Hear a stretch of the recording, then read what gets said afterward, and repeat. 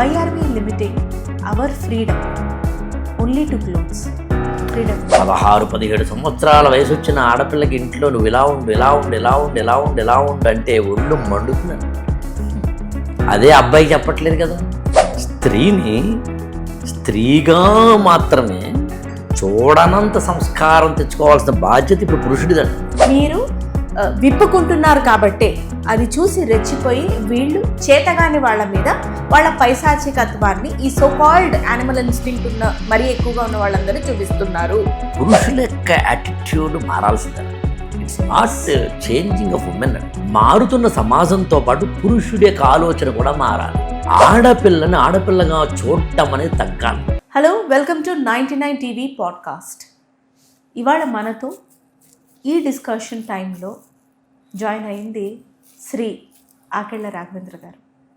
ఆయనను ఐఏఎస్లను తయారు చేస్తున్న ఎక్స్పర్ట్ అందామా, సినిమాలకి రైటర్గాను వ్యవహరిస్తూ ఇంకా సినిమా ఇండస్ట్రీతోటి మమేకమై ఉన్న ఒక పర్సనాలిటీ అందామా, ఫేమస్ జర్నలిస్ట్ అందామా, ఒరేటర్ అందామా, మోటివేషనల్ స్పీకర్ అందామా, ఇవన్నీ కలిపి అందాం.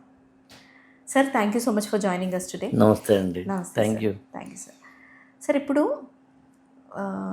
ఒక సినారియోకి సంబంధించి మిమ్మల్ని సోషల్ మీడియాని బంగారం వెండి అవకతవకలు షేక్ చేస్తున్నాయి, జరుగుతున్న దుర్ఘటనలు కొన్ని షేక్ చేస్తున్నాయి. వీటితో పాటు గత నెలకు పైన ఒక అంశం సార్ వివిధ ఛానల్స్లో ఎక్కడ చూసినా ప్లాట్ఫామ్స్లో it has been a burning topic. అంటే బట్టలు నిండుగా వేసుకోమని చెప్పడం, దానికి మా బట్టలు మా స్వేచ్ఛ అనడం, అది సిచ్యువేషన్గా కాకుండా ఒక పర్సన్ ఆర్ 2-3 పర్సన్స్ వైపు వెళ్ళిపోవడం, 1-to-1 వార్ అవ్వటం, అవుతూనే ఉండటం, లీగల్గా ప్రొసీడ్ అవ్వటం, కేసులు వేయటం, ఓకే, ఇవన్నీ జరుగుతున్నాయి. బట్ నేను ఒకటి అడుగుదాం అనుకుంటున్నాను సార్. బీయింగ్ అ ఉమెన్, నాకు thought, why are we limiting? అంటే మీరు కౌన్సిలర్గా స్త్రీమూర్తులని కూడా గైడ్ చేసేటటువంటి ఎక్స్పర్ట్. సో మిమ్మల్ని నేను అడుగుతా, why are we limiting our freedom only to clothes? Freedom అంటే ఇక్కడ మీ క్వశ్చన్లో 2 పాయింట్లు ఉన్నాయి. ఒకటి ఏంటంటే ఫ్రీడమ్ని క్లాత్స్కి మాత్రమే పరిమితమై అన్నదా, లేదా ఫ్రీడమ్ అనేది అన్నింట్లోనూ పరిమితమై ఉండన్నదా? ఇది యాక్చువల్ పాయింట్. ఇది ఇక్కడే కన్ఫ్యూజన్ వస్తుంది సార్ కదా. అందుకే నేను చాలా క్లియర్గా చెప్తా. బట్టలు వేసుకోవడం అనే దాని విషయంలో ఎవరిష్టం వాళ్ళది, ఎవరి స్వేచ్ఛ వాళ్ళది. రాజ్యాంగం కల్పించిన ఆర్టికల్ 29 లాంటి జీవించే హక్కు లాంటి 21 లాంటి ఎన్ని పదాలు వాడినా మన ఇష్టం. ఇక్కడ గమనించాల్సిన విషయం 3 కోణాలు ఉన్నాయి. కోణం నెంబర్ 1, ఇప్పుడు స్త్రీకి ప్రత్యేకంగా డ్రెస్ సెన్స్ అనేది అన్ని సమాజాలు ఎందుకు చెప్పాయి డే 1 నుంచి? అందులో దాని వెనకాల ఏదైనా కారణాలు ఉన్నాయా? ఇది మొదటి పాయింట్. రెండో పాయింట్, ఈ వంకతోటి పురుషుడు కానీ ఆమెని నొక్కేయడమో చేస్తున్నాడా, ఆమె స్వేచ్ఛను హరిస్తున్నాడా? ఇది 2. 3, రాజ్యాంగాలు, చట్టాలు, పద్ధతులు, పడికట్లు, ఆచారాలు, సంప్రదాయాలు, మతాలు పక్కన పెడదాం. ఎవరి స్వేచ్ఛకు సంబంధించిన వాళ్ళ లిమిటేషన్స్, అన్లిమిటేషన్స్ చేసుకోవచ్చు కదా. దీస్ ఆర్ ద యాక్చువల్గా ఈ 3 డిస్కస్ చేసిన తర్వాత 4వది ఏంటంటే నీ స్వేచ్ఛ గురించి కమెంట్ చేసే హక్కు నాకు ఉందా లేదా? సింపుల్. బేసికల్గా స్త్రీ యొక్క శరీరం పురుషుడితో పోల్చుకుంటే ఆకర్షణీయంగా ఉంటుంది. ఇది యాక్సెప్ట్ చేయాల్సిన సత్యం. పెళ్ళికి వెళ్ళామనుకుందాం, ఒక ఆవిడ చాలా అందంగా డ్రెస్ చేసుకున్నారనుకుందాం. అందంగా అనే దానికన్నా ఇంకొంచెం లైన్ దాటి కొంచెం ఆమె చాలా అట్రాక్టివ్గా డ్రెస్ వేసుకున్నారనుకుందాం. ఆమె కేసి పురుషులు మాత్రమే చూస్తారా, స్త్రీలు కూడా చూస్తారా? ఇంతే. ఒక ఆవిడ చాలా అందంగా డ్రెస్ వేసుకుని వెళ్తుంటే ఆమె కేసి పురుషులు మాత్రమే చూస్తున్నారా, స్త్రీలు కూడా చూస్తున్నారా? స్త్రీలు కూడా చూస్తారు సార్. చూసినప్పుడు ఎవరి మనసులో వాళ్ళు ఏమనుకుంటున్నారో వాళ్ళ సంస్కారాలను పక్కన పెడితే, ఎవరి యొక్క మనసులో ఏమనుకుంటారో మనం దూరి చెప్పలేం కదా. పక్కన పెడితే ఎక్కువగా ఏమనుకునే అవకాశం ఉంది అన్నప్పుడు ఏంటి ఇలా వేసుకుంది ఏంటి అని అనుకుంటారేమో. అండ్ స్త్రీలు కూడా అదేంటి అలా వేసుకుందామే, అలా వేసుకుంటే ఎట్లాగా? తన యొక్క అంటే ఇక్కడ మీరు ఎడిటింగ్లో కావాలంటే తీసేయండి, మీ ముందు నేను మాట్లాడకూడదని తెలిసి కూడా మాట్లాడుతున్నాను. ఆమె యొక్క శరీర అవయవాలన్నీ కనిపించేలా, అంటే ఆమె చాలా సెక్సువల్లీ అప్పీలింగ్ లాగా వేసుకుంటే ఆ పెళ్ళికి ఫంక్షన్కి వచ్చిన స్త్రీలలో ఎంతమంది టిక్ మార్క్ పెడతారు ఆమె ఇష్టం అంటారు. ఎందుకంటే ఎవరన్నారు సార్? ఒకవేళ అన్న డిస్కషన్ కావాల్సిందంతా చేసేసి ఏమోలే ఎవరి ఇష్టం వాళ్ళది అంటారు, ఒక ఉజ్జాయింపు అంటాం. నేను అంటుంది కూడా ఓపెన్ డిస్కషన్స్ కాదు, లోపల మనసు లోపల. అంటే సమాజానికి నువ్వెలా ఉండాలి అనేది నిర్దేశించే ఒక హక్కు, అవకాశము, అన్నిటికన్నా ఇంపార్టెంట్ పరిమితుల్ని సమాజం తనకు తాను వేసుకుంటుంది. ఇది పాయింట్ నెంబర్ 1. ఇది ఇప్పటి నుంచో ఎందుకు వచ్చింది స్త్రీకి అని అన్నప్పుడు, స్త్రీ శరీరం పురుషుడితో పోల్చుకుంటే ఎంత కాదనుకున్నా ఆకర్షణీయం, ఒప్పుకున్నా ఒప్పుకోకపోయినా ఇది సత్యం. ఇది సత్యం, ఎవరు ఒప్పుకున్నా ఒప్పుకోకపోయినా సమాజం పరిమితులు నిర్దేశించుకుంది స్త్రీకి ఎక్కువగా. అయితే కాలక్రమంలో ఏమైందంటే ఇది కొంచెం అతయ్యి ఆమె ఎలా ఉండాలో నిర్దేశించడం మాత్రమే కాకుండా, ఆమె డ్రెస్సింగ్ని మాత్రమే కాకుండా, ఆమె శరీరాన్ని మాత్రమే కాకుండా, ఆమె అభిప్రాయాలని, ఆలోచనలని, కెరీర్లని, ఎడ్యుకేషన్ని, ఆమె విశ్వాసాలని, ఆమెకు సంబంధించిన అన్నింటినీ కూడా మగవాళ్ళు, పురుషస్వామ్య సమాజం కంట్రోల్లో పెట్టడం వల్ల స్త్రీలు స్వేచ్ఛ కావాలని తిరుగుబాటు చేశారు. ఈ తిరుగుబాటు చేయడం అనే క్రమం ఫస్ట్ దేంతో స్టార్ట్ అయ్యింది, లేదా ఫస్ట్ స్టార్ట్ చేసిన వాటిలో మొదటిదేంటి అంటే డ్రెస్సింగ్ సంబంధించింది. సతీ సహగమనం కూడా కాదా సార్? సతీ సహగమనం లాంటివి సామాజిక పరమైన దురాచారాల మీద సమాజం అంతా కలిసి చేసింది. డ్రెస్సింగ్ అనేది ఆడపిల్ల తనకు తానే చేసింది. ఓకే, పైటను తగలయ్యాలి అని చెప్పి తెలుగులో జయప్రభ అనే ఆవిడ ఒక కవిత రాస్తారు. పైటను తగలయ్యాలి అని చెప్పడంలో ఆవిడ ఉద్దేశం ఏంటంటే, ఈ దేశంలో నేను ఒక నడిచే గాయాన్ని, నేను నడిచి వెళ్తూ ఉంటే పురుషులు నా వైపు చూస్తారు, ఆ చూపుల్లో చొంగ కార్చే కుక్కల్లోని ఆర్తి ఉంటుంది. ఈ దేశంలో ఆడదానికి ఒళ్ళంతా ముళ్ళుండే రోజు వస్తే బాగుండు, అందుకు పైటను తగలయ్యాలి అంటుందామె. ఓకే, దాన్ని ఎలా చూడాలి? పైట అనేదాన్ని కంపల్సరీగా కప్పుకో అని చెప్పడంలో పురుషుడు నీకు ఏ కోణంలో చెబుతున్నాడు, నేను ఎలా ఆపేస్తున్నాడు అనే దాని కోణంలో చూడాలి దాన్ని. ఇది పెద్ద డిబేటబుల్ పాయింట్. మీరు ఏదో అడగాలనుకుంటున్నారు. అంటే సామాజిక పరమైన దురాచారాలు సరే, ఆచారం అప్పటికది, ఇప్పుడు ఎందుకంటే దీని మీద కూడా సతీ సహగమనం అప్పటికది వాళ్ళకి తోచినది, considering the safety measures of women. ఇది పెద్దవారు స్పిరిచువలీ హైలీ ఇంక్లైన్డ్ మీరు చెప్పగా నేను విన్నాను, చూశాను సార్. సో అందుకే చెప్తున్నాను, ఇక్కడ ఏది స్వీయ ఒపీనియన్ కాదు. సో అప్పుడు పరిస్థితులకు ఉన్నటువంటి సిచ్యువేషన్కి అప్పటికి వాళ్ళదే తోచింది సతీ సహగమనం. మారుతున్న కాలం నుంచి అది మారింది, పునః వివాహాలు వచ్చాయి, ఆ తర్వాత చదువులు వచ్చాయి, ఆ తర్వాత ఇండివిజువల్, స్త్రీ పురుషుడు ఇద్దరు ఇండివిజువల్స్ అన్న ఇది వచ్చింది, బట్టలు అక్కడి నుంచి వచ్చాయి అని అంటారు, కాదంటారు. అంటే చాలా సింపుల్ అండి. ఇక్కడ ఇప్పుడు ఎండ్ పాయింట్ ఎవరైనా కానీ ఒకళ్ళ స్వేచ్ఛను ఒకళ్ళు హరించడం లేదు. 100 ఏళ్ల కిందట, 200 సంవత్సరాల కిందట, 300 సంవత్సరాల కిందట రాజ్యాంగాలు లేవు, పోలీసు వ్యవస్థ లేదు, అప్పుడున్న రక్షణ భట వ్యవస్థ దేశాన్ని రక్షించేందుకు తప్పించి కానీ సమాజంలో ఉన్న గ్రామాలు రక్షించేందుకు కాదండి. అందున అప్పుడు మతం అనేదే చట్టంగా, ఆచారం సంప్రదాయం అనేదే రాజ్యాంగంగా ఉన్న రోజులు అవి. దాన్ని అలాగే చూడాలి. అందుకని అప్పట్లో బయటకు ఏమి వచ్చో లేకపోతే ఇంకొకటో చేస్తో ఇబ్బంది కలుగుతుంది కాబట్టి బయటకు రాకుండా చేసిన ఒకనొక పరిస్థితి. ఎండ్ పాయింట్ ఇప్పుడు మీరు నేను కూర్చుని చెప్పాల్సిన ఏకైక పాయింట్ ఏంటంటే, ఇప్పటి సంగతి ఏంటంటే, అప్పుడు ఏదో పక్కన పెడదామండి, అప్పుడు ఏమేమి జరిగింది అయిపోయింది కదా. అందుకనే కదండి సమాజంలో ఎప్పుడైతే ఒకానొక దుర్లక్షణం వస్తుందో దానికి వ్యతిరేకంగా వ్యాక్సినేషన్ వచ్చి తీరుతున్నాను. అందుకనే న్యూడిస్ట్ రెవల్యూషన్స్ అని పాశ్చాత్య దేశాల్లో వచ్చాయి. దాని అర్థం ఏంటనుకుంటున్నారు? నువ్వు నన్ను శరీరంగా చూస్తున్నావు, అసలు శరీరాన్ని కప్పుకోవడం ఎలాగో చెబుతున్నావు, అసలు విప్పుకుంటే మొత్తం ఏంటో నీకు అనే అర్థంలో వచ్చేలాగా దాని పాజిటివ్ సెన్స్లో చూడాలి. అది ఆ వేదన అనుభవించిన వాళ్ళు మాత్రమే తమ తిరుగుబాటుని చెప్పగలుగుతారు. 16-17 సంవత్సరాల వయసు వచ్చిన ఆడపిల్లకి ఇంట్లో నువ్వు ఇలా ఉండు, ఇలా ఉండు, ఇలా ఉండు, ఇలా ఉండు, ఇలా ఉండు అంటే ఒళ్ళు మండుతుందని. అదే అబ్బాయికి చెప్పట్లేదు కదా.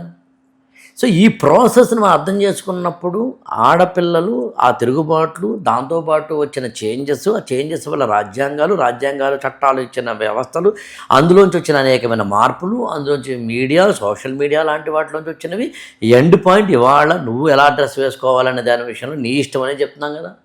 చెప్తామంటే మీరు నేను కాదు, చెప్పబడుతుంది కదా. అయితే అదే coming back to my question sir, ఎందుకు అంటే ఈ డ్రెస్సెస్ విషయంలోనే విపరీతమైన రియాక్షన్ ఎందుకు వస్తుంది? కప్పుకోవడం, ఉండడం, మిగతా అంటే చదువు, కెరియర్ చూస్ చేసుకోవడం. ఎగ్జాంపుల్ అది సోషల్ మీడియాలో వినిపిస్తున్న వాదనే. ఎగ్జాంపుల్, నువ్వు కంప్యూటర్స్ తీసుకొని ఆడపిల్లకి చెప్తారు ఇంజనీరింగ్లో, లేదు నాకు ఫ్యాషన్ డిజైనింగ్ అంటే ఇష్టం, లేకపోతే నేను అగ్రికల్చర్ చేస్తా, హోమ్ సైన్స్, అసలు హోమ్ సైన్స్ అన్న సబ్జెక్ట్ మరిచిపోయా, అది లేనే లేదు, హోమ్ సైన్స్ చేస్తా, లేకపోతే మెకానికల్ చేస్తా, ఇందులో నీ వాదన ఉండదు, లేకపోతే నా ఫైనాన్సెస్ పెళ్లి తర్వాత. ఇంత స్వేచ్ఛ కోరుకునే ఆడపిల్లలు 95% పెళ్లి తర్వాత రిగార్డ్లెస్ ద ప్రొఫెషన్ హస్బెండే ఫైనాన్సెస్ మేనేజ్ చేస్తాడు. నేను కూడా ఇన్వెస్ట్మెంట్ చేస్తాను, దాంట్లో నీ స్వేచ్ఛ నువ్వు వ్యక్తపరచు.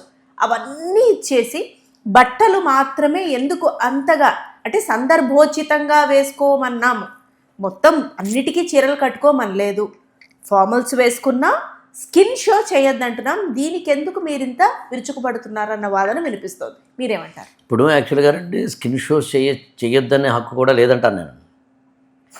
ఎందుకు చెప్పమంటారండి, స్త్రీని స్త్రీగా మాత్రమే చూడనంత సంస్కారం తెచ్చుకోవాల్సిన బాధ్యత ఇప్పుడు పురుషుడిదండి. కొంచెం ఓపెన్గా చెప్తాను, ఇవన్నీ కావాలి మీరు రేటింగ్లో తీసేసుకోండి. మనము ఒక అమ్మాయితో మాట్లాడుతున్నాను నేనే అనుకుందాం, ఆమె నాతో మాట్లాడుతున్నంతసేపు ఎదురుగుండా ఉంది కాబట్టి నా చూపు ఫేస్ మీద తప్ప బేస్ మీదకి వెళ్ళట్లేదు. వన్స్ ఆమె టర్న్ అయిన తర్వాత ఎక్కడికి వెళ్తున్నాను అనేది నా వ్యక్తిగతం అవుతుంది, నా వ్యక్తిగత సంస్కారం అవుతుంది, నా మనసుకు సంబంధించి అవుతుంది, నాకు మాత్రమే ఉన్న ఆత్మసాక్షికి సంబంధించి అవుతుంది. ఒప్పుకుంటారా మీరు? అవును సార్. నేనేమంటున్నానంటే, మీరు నమ్ముతారా లేదో, ఎప్పుడైతే పురుషుడు అలా కూడా చూడనంతలాగా ఎదగగలిగితే అసలైన సమాజం కదా. స్త్రీని స్త్రీగా అలా వెనక నుంచి ఒక చూపు, దొంగ చూపులు చూడనంతగా, నన్ను మొత్తం కంప్లీట్ చేయనండి, మొత్తం దొంగ చూపులు కూడా చూడనంతగా సంస్కారంలోకి వెళ్ళాల్సిన బాధ్యత పురుషుడిది అవుతుంది. కాయిన్కి అటువైపు. ఇప్పుడు ఇటువైపు చెప్తానండి. సమాజం అంటే అందరూ ఒకలా ఉంటారుగా, కోతి మూకలు ఉంటాయి, 2 కాళ్ళ పశువులు ఉంటారు, దొంగలుంటారు, దగుల్బాజీలు ఉంటారు, ఎవడు ఎప్పుడు ఎక్కడ ఏ లో ఐక్యూ లెవెల్లోనూ హై ఐక్యూ లెవెల్లోనూ ఎలా ఉంటాడో తెలియదు, ఎవడు ఎప్పుడు ఏ విధంగా పెర్వర్ట్ అవుతాడో తెలియదు, ఎవడు మద్యపానం స్వీకరించాడో, ఎవడు ఇంకోటి ఏదో స్వీకరించాడో, అది లోపల ఆ ద్రవం ఉపద్రవం చేస్తున్నప్పుడు వీడు ఏ ఉపద్రవాలు చేస్తాడో తెలియదు కదా అని అన్నారు. నీ జాగ్రత్తలో నువ్వు ఉండు అన్నారు. అందుకే కాలేజీకి నేను వెళ్ళినప్పుడు, నేను ఒకసారి ఒక ఉమెన్స్ కాలేజీకి వెళ్ళినప్పుడు ఇలాంటి ఒక స్టేట్మెంట్, మీ డ్రెస్సులు జాగ్రత్తగా వేసుకోవడం లాంటివి చెప్పినప్పుడు ఒక అమ్మాయి లేచి నిలబడి చెప్పింది నన్ను. అదేంటంటే అలా చెప్తారు. అప్పుడు నేను అన్నం అంటే అప్పుడు ఆమె 2 క్వశ్చన్స్ చేసి అది కూడా డిస్కస్ చేద్దాం. ఒకటి క్వశ్చన్ నెంబర్ 1 ఏంటంటే, how can you restrain my dressing? Second, do you judge my character based on my dressing? అప్పుడు నేను చెప్పిన సమాధానం ఏంటంటే, కాదు, నువ్వు ఎలాగైనా డ్రెస్ వేసుకో, కామెంట్ చేసేవాడుంటే వాడు ఎదుర్కొనే శక్తి నీకు ఉందో లేదో తెలుసుకో. కొట్టగలవా చెప్పు తీసుకుని, పెట్టగలవా పోలీస్ కేసు, ఏడుతూ కూర్చుంటావా? నువ్వు గాజు బొమ్మై ఏడుతూ కూర్చునే అమ్మాయి అయితే నీ జాగ్రత్తలో నువ్వు ఉంటున్నానమ్మా. నేను అలా కాదు, ఎరగదీస్తాను సార్ అంటే నువ్వు ఇష్టం వచ్చి ఉండొచ్చు. ఎంతమందిని ఇప్పుడు 1:10 అంతే. ఎగ్జాంపుల్, ఇప్పుడు ఒక అమ్మాయి అన్ని వేళలా ఒక సేఫ్ పరిస్థితుల్లో ఉండొచ్చు, ఉండకపోవచ్చు.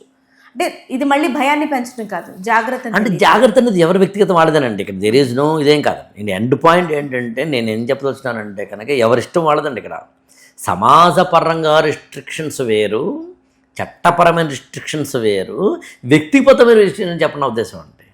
ఇక్కడ ఇంకొక అనుబంధంగా క్వశ్చన్ అడుగుతాను సార్. ఈ మధ్య కాలంలో నేను ఇంటరాక్ట్ అయిన వాళ్ళలో ఇంకొక పాయింట్ కూడా జరిగింది. అదేంటంటే మీరు అంటే so called celebs or influencers అందరినీ పట్టుకొని అన్నారు. మీరు అక్కడ ఓపెన్ స్టేట్మెంట్ సార్, ఇది కూడా నేను ఎడిటింగ్లో తీయమని అడగట్లేదు. మీరు విప్పుకుంటున్నారు కాబట్టే అది చూసి రెచ్చిపోయి వీళ్ళు చేతగాని వాళ్ళ మీద వాళ్ళ పైశాచికత్వాన్ని ఈ సో కాల్డ్ యానిమల్ ఇన్స్టింక్ట్ ఉన్న మరీ ఎక్కువగా ఉన్న వాళ్ళందరూ చూపిస్తున్నారు. అందుకే రేప్స్, అబ్యూజెస్ చిన్న చిన్న పిల్లల మీద, పెద్దవాళ్ళ మీద, నిస్సహాయ స్థితి అట్లాంటి వాళ్ళ మీద ఎక్కువ అవుతున్నాయి. దానికి రూట్ కాజ్ అక్కడి నుంచే, సోషల్ మీడియా నుంచే వస్తుంది అని అంటున్నారు. దీనికి మీరు చెప్పేదేమి? ఖచ్చితంగా ఇందులో 50% ఉందండి. ఓకే. ఎంత కాదనుకున్నా ఒక వ్యక్తికి ఒక ట్రిగ్గర్ పాయింట్గా మాత్రం ఇవి అవుతాయన్నది సత్యం. ఇది మాత్రమే అతని ట్రిగ్గర్ పాయింట్ అయిందంటే కాదు. అతనుకున్న ట్రిగ్గర్ పాయింట్స్లో ఒక అమ్మాయి మీద ఒక అబ్బాయి బలాత్కారం కానీ, కామెంట్ కానీ, చెయ్యి పట్టుకోవడం కానీ, బయటలాగడం కానీ, అన్నెసరీగా టచ్ చేయడం కానీ, టచ్ చేయకూడని చోట టచ్ చేసే ప్రయత్నం చేయడం కానీ, ఇవన్నీ ఆ bad touch whatever you name it, అవన్నీ ఆ లోపల ఉన్న అంటే బేసిక్ యానిమల్ ఇన్స్టింక్ట్ తాలూకు అలా ఉన్న రోజుల్లో చూస్తున్న వాటి ఆధారం చేసుకుని అనేకమైన వాటిల్లో ఇది కూడా ఒక ట్రిగ్గర్ అయ్యే అవకాశం ఉంది. ఓకే. కానీ మన సొసైటీలో మనం నేర్పాల్సింది ఏంటంటే అది కాబట్టి ఇప్పుడు ఆడవాళ్ళందరూ పట్టు చీరలు కట్టుకుని ఇన్ఫ్లుయెన్సర్స్ అందరూ అంటే సోషల్ మీడియాలోకి రాకుండా ఉండాలా? కాదు. అందులో ఎవరిని మనం ఎడ్యుకేట్ చేయాలి? అరే సమాజం మారుతోంది, మారుతున్న సమాజంతో పాటు పురుషుడి యొక్క ఆలోచన కూడా మారాలి. ఆడపిల్లని ఆడపిల్లగా చూడడం అనేది తగ్గాలి. ఎలా తగ్గుతుందంటారు? ఎడ్యుకేషన్ అండి, అవేర్నెస్ అండి, మోరల్స్ అండి, ఎథిక్స్ అండి. మనం ఏం నేర్పుతామండి? అందుకు నేను అదే అంటున్నాను, ఎవరో ఒకరి కారణం కాదు పదం వాడడం కారణం. అది ట్రిగ్గర్ పాయింట్స్ వీడు ఒకలే కాదు, అందరూ ఉన్నారు. ఎడ్యుకేషన్లో మాత్రం ఏం నేర్పుతున్నామండి? ఎంతమందికి మనం ఎడ్యుకేషన్లో మోరల్స్ నేర్పుతున్నాం? ఆడపిల్లనే కాదు, ఇక్కడ సందర్భం కూడా ఆడపిల్లనే కాదు, తోటి మనిషిని గౌరవించడం అనేది ఎంతమంది నేర్పుతున్నాం? అసలు నేర్పేవాడు నీకు గౌరవిస్తున్నాడా? ఇప్పుడు మనకి కాఫీ ఇచ్చాడండి, చిన్న థ్యాంక్స్ చెప్పాలి అంటాను నేను. నువ్వు చెప్పాలంటే అలాంటిది ఆ 13-14 సంవత్సరాలు 8th క్లాస్ 9th క్లాస్ పిల్లలకి మనం మోరల్ ఎడ్యుకేషన్ ఇస్తున్నామా? అమ్మాయిలో వచ్చే మార్పులు ఎంత సహజము అనేదాన్ని చెప్పే క్రమంలో బయాలజీ టీచర్ దీన్ని సంస్కారవంతంగా చెప్తున్నారా? మినిస్ట్రల్ హైజీన్కి సంబంధించి చెప్పే క్రమంలో ఒక అమ్మాయి ఒక ఇంట్లో ఉన్న తల్లి చెల్లి ఎంత బాధపడుతుందో అలాంటి బాధ నీ తోటి స్నేహితురాలు కూడా పడుతుంది అనే దాన్ని ఎంతమంది బయాలజీ టీచర్లు చెప్పగలుగుతున్నారు? చెప్పడానికి వీళ్ళకి ఎంత సంస్కారం ఉంది? వాళ్ళు అలా చెప్పాలని ట్రైనింగ్ ప్రోగ్రామ్ ఏ గవర్నమెంట్ చేసింది? అందుకని అందరూ ఇందులో భాగస్వాములే. మీరు చెప్పిన దాన్ని బట్టి చూస్తే రూట్ కాజ్ మన ఎడ్యుకేషన్ సిస్టము, పుస్తకాలు, వాటిల్లో ఉన్న కాంటెంట్ వీటి మీదకి వెళ్తుంది సార్. అవును. అప్పుడు మారాలి అని అంటే ముందుగా ఇది మారాలి. అండ్ మనం ఎంచుకునే సబ్జెక్ట్స్ ఎంతసేపు maths scoring, physics scoring, chemistry scoring కాకుండా మారల్ సైన్స్, బిహేవియరల్ సైన్స్ ఇవన్నీ ఒకప్పుడు నేర్పారండి.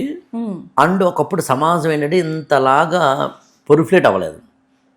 అంటే గవర్నమెంట్లో ఉన్న వాళ్ళు కానీ ఇతరత్ర ఎడ్యుకేషన్ లాంటి వాటిలో కానీ విజనరీ పర్సనాలిటీస్ లేకపోవడం వచ్చింది. ఇదంతా సోషల్ మీడియా వస్తోంది, సమాజం ఎలా మారుతుంది, మారుతున్న సమాజానికి ఏ విధమైన కొత్త మోరల్స్ ఇవ్వాలి అనేదాన్ని ముందుగానే పసిగట్టి ఇవ్వడం అనేది ఇక్కడ చేయాల్సింది.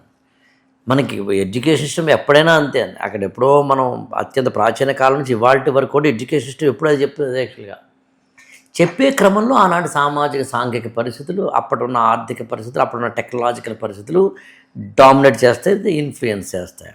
అంత తప్పించుకొని ఇంకోటి ఏం కాదు. Right sir. మీ ఇవాళ డిస్కషన్లో నాకు అర్థమైంది ఏంటంటే స్త్రీ స్వేచ్ఛ బట్టలకు మాత్రమే పరిమితం కాదు. హ్యావింగ్ సెడ్ దట్, ముందుగా స్వేచ్ఛ అంటే మనం తెచ్చుకున్న మార్పు, ఎస్పెషల్లీ విమెన్ బట్టలకు సంబంధించే దానికి ఏదైనా కారణం కావచ్చు కాక, నీ స్వేచ్ఛ అనేది, నీ బట్టలు అనేవి నీ ఇష్టమే, కాకపోతే నీకు తగ్గట్టుగా నువ్వు డ్రెస్ చేసుకొని బయటికే సమాజంలోకి వస్తున్నావు కాబట్టి 100 మంది 100 రకాల సినారియోస్ నీ మీద పడతారు. అవన్నీ ఎదుర్కొనే సామర్థ్యం, ఆ టైంకి ధైర్యం, నీకు స్థైర్యం, ఉంటే శివంగిలా ఉండగలిగితే ఎలాగైనా ఉండు. రిపర్కేషన్స్ మళ్ళీ నువ్వు బ్లేమ్ తీసుకోకూడదు. అవును, అంటే వాళ్ళు చేస్తారు వీళ్ళు చేస్తారని కాకుండా రిపర్కేషన్స్, ప్రోస్ అండ్ కాన్స్ నువ్వు చేయగలిగితే go ahead. Apart from that మీరు చెప్పిన ఇంకొక ముఖ్యమైన విషయం ఏమిటంటే ఎడ్యుకేషన్ సిస్టంలో అబ్బాయిలకి అమ్మాయిలకి, హ్యూమన్ బీయింగ్స్వి ఫర్ దట్ మ్యాటర్, ఎడ్యుకేషనల్ సిస్టంలో మార్పులు కావాలి. ముందు సరి అయిన అవగాహనాపూరితమైన విద్య ఉండాలి, ప్రతి ఒక్క మనిషికి అందాలి. దీన్ని ఇంకొంచెం నేను ఒక 30 seconds మాత్రం టైం తీసుకుంటాను. Please. 3 layers చూడాలండి. ఇది మన బట్టల గురించి మాట్లాడినా, దేని గురించి మాట్లాడినా, ఓకే, యానిమల్స్ బట్టలు వేసుకోండి, మనిషి వేసుకుంటాడండి. మనిషి బట్టలను ఎప్పుడు ఒకలాగే వేసుకోడండి, ఎప్పుడు ఎలా వేసుకోవాలో తెలుసుకుని వేసుకుంటాడు. ఒక్కొక్క అకేషన్కి ఒక్కొక్క డ్రెస్ ప్యాటర్న్ని తాను తయారు చేసుకుని వేసుకుంటాడండి. 3వ లేయర్ ఏంటంటే ఎప్పుడు నువ్వు ఏం వేసుకున్నా, ఎలా వేసుకున్నా అప్రోప్రియేట్గా, తగినట్టుగా వేసుకున్నావా లేదా ఎవరికి ఓడి చెక్ చేసుకుంటే అసలు సమస్య లేదు. Wonderful sir. Again it comes back, మొత్తం మన గురించి మనకి తెలియాలి, అనాలిటికల్గా ఉండాలంటే ముందు మనిషిగా బతకాలి. మనము కుటుంబ సభ్యులు కూడా అమ్మాయికే కాకుండా అబ్బాయికి కూడా జాగ్రత్తలు చెప్పాలి.